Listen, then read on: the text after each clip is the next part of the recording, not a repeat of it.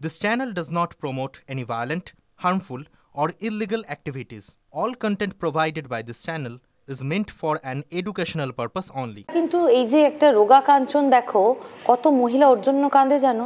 এইটাই তো আমি জানতে চাই। হাউ হাউ করে আমি দেখেছি দুর্গা পুজোয় বসছি, চেয়ার থেকে পড়ে গেলেন কাঁদতে কাঁদতে। এই যে কি হয়েছে, হাউ আর ইউ, এইটুকু জায়গা জিজ্ঞেস করার মতো কেউ ছিল না। কেননা সবাই ওপরের কাঞ্চন মল্লিককে দেখবে, আর সেই কাঞ্চন মল্লিক তখন এমএলএ কাঞ্চন মল্লিকও নন। কিন্তু এই যে একটা রোগা কাঞ্চন দেখো, কত মহিলা ওর জন্য কাঁদে জানো?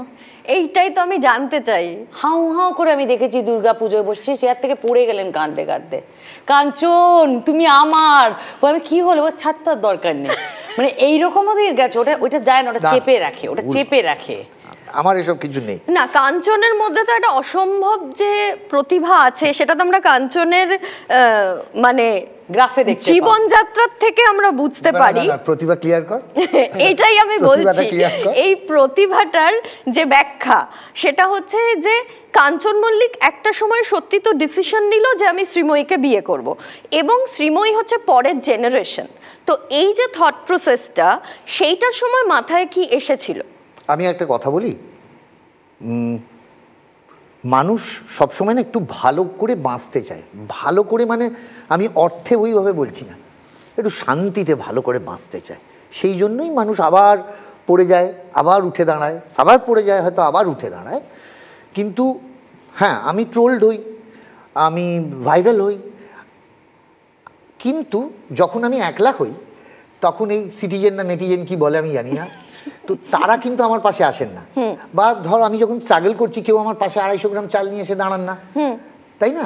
আর সবাই মনে করে একটু যদি ভালো থাকতে পারি, এই ভালোবাসার বা একটু ভালো লাগার আঁচে মাঝে মানুষ, আশায় মাঝে মানুষ।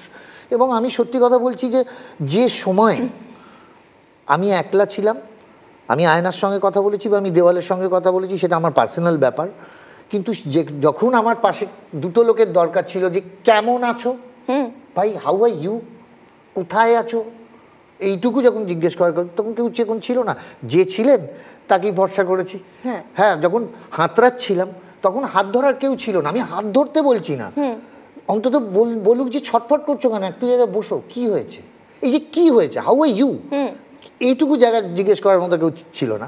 কেননা সবাই ওপরের কাঞ্চন মল্লিককে দেখবে, আর সেই কাঞ্চন মল্লিক তখন এমএলএ কাঞ্চন মল্লিকও নন।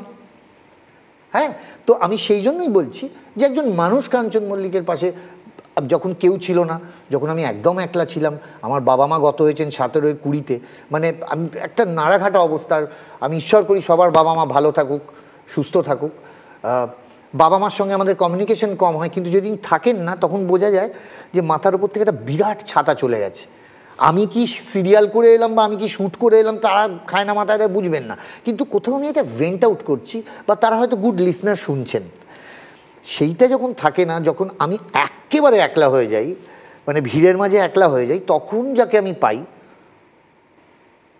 তাকেই তখন খড়কুটোর মতো আঁকড়ে বাঁচতে হবে, বা আমার বাঁচতে ইচ্ছে করে। ওই জন্য পাশে ছিল বলেই তাই জন্য তাকে আর ধরে বেঁচেছি।